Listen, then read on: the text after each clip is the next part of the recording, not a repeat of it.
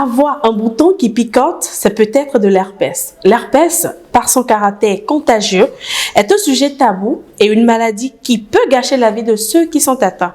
Chers internautes, nous allons parler de cette maladie particulièrement gênante aujourd'hui avec Dr Wilfried Ago, médecin généraliste à la clinique Divine Miséricorde de Calavi. Bonjour à toutes et à tous.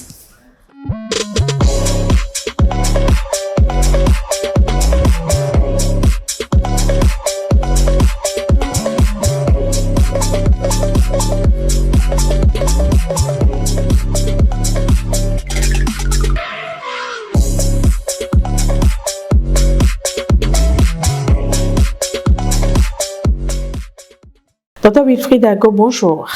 Oui, bonjour Madame la journaliste. Pas facile de vous avoir sur ce plateau. Merci pour votre disponibilité à nous informer sur l'herpès. Dites-nous, qu'est-ce que c'est? Alors, l'herpès, c'est une infection virale qui est causée par le virus de l'herpès simplex, qui existe. Bon, il en existe plusieurs types, dont deux principaux, le type 1 et le type 2. D'accord, ça peut avoir des manifestations au niveau buccal, ça s'appelle l'herpès buccal ou communément le bouton de fièvre. Ça peut aussi avoir des manifestations au niveau des parties génitales. Là, on appelle herpès génital. Voilà qui est bien défini. Vous avez profité pour donner les types d'herpès qui existent, Dr Wilfried. Cette fois-ci, nous allons particulièrement aborder le bouton de fièvre et l'herpès génital. Quelle différence note-t-on entre les deux? Alors, le bouton de fièvre, comme je le disais, c'est lorsque la poussée d'herpès se manifeste au niveau buccal. On peut avoir des érosions, on peut avoir des ulcérations, on peut avoir des vésicules perlées au niveau des lèvres. C'est ça qu'on appelle le bouton de fièvre. D'accord?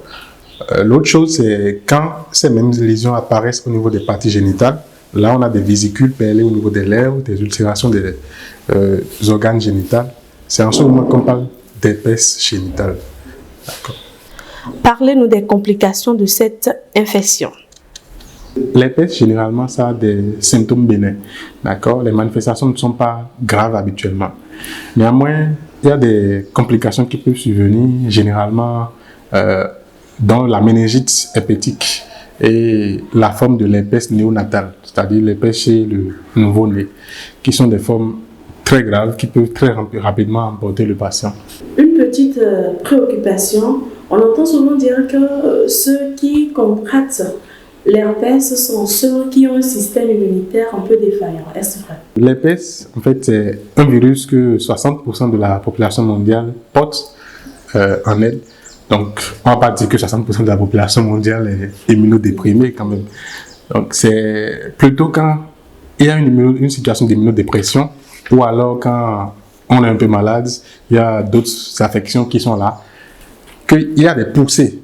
Donc, il faut faire une différence entre l'infection même et les poussées d'herpès. L'infection, c'est la première fois que vous avez été en contact avec le virus. Les poussées, c'est toutes les fois où ça reviendra, vous aurez des manifestations cliniques. D'accord. Peut-on guérir définitivement de l'herpès? Alors, à l'heure actuelle, il n'y a aucun traitement pour guérir définitivement de l'herpès. Il y a des médicaments pour diminuer l'intensité des manifestations et pour espacer les crises, les poussées, en quelque sorte. C'est généralement des antiviraux que nous prenons. Mais il n'y a aucun médicament pour éradiquer le virus de l'organisme. Une fois que vous l'avez contracté, vous le portez à vie.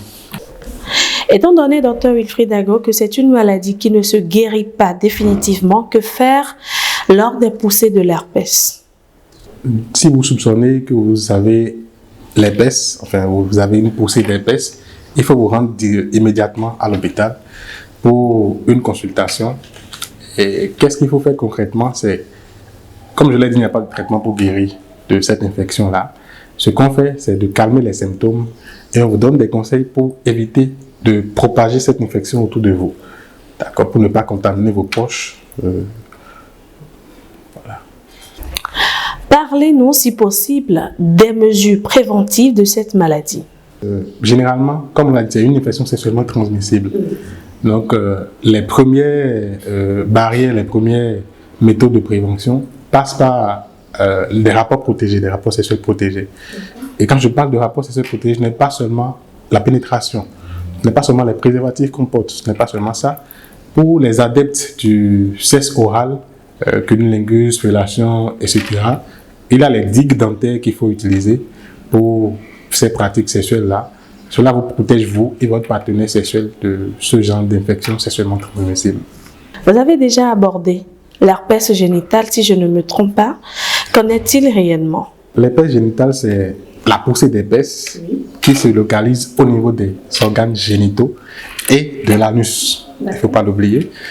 Les manifestations, c'est que vous aurez des ulcérations, c'est-à-dire de petites plaies douloureuses au niveau des parties génitales et aussi au niveau de l'anus. Vous pouvez aussi avoir de petites vésicules, un peu comme les cloques quand on a des brûlures, à ce niveau-là, au niveau des organes génitaux. D'accord. Puis, si dans cette période vous avez des rapports sexuels non protégés, vous pouvez contaminer, infecter votre partenaire sexuel. L'herpès est une maladie contagieuse. Elle est disgracieuse. Docteur Wilfried Dago, peut-on mourir de l'herpès?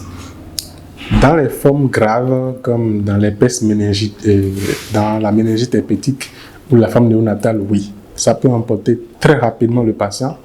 C'est d'ailleurs pour ça que nous demandons généralement aux gens de ne pas embrasser les petits-enfants, les nouveaux-nés, sur les lèvres, sur la bouche, parce que si vous avez l'herpès, vous pouvez leur filer ça et puis eux, ils font généralement les formes graves qui peuvent être très fatales pour eux, rapidement fatales pour eux.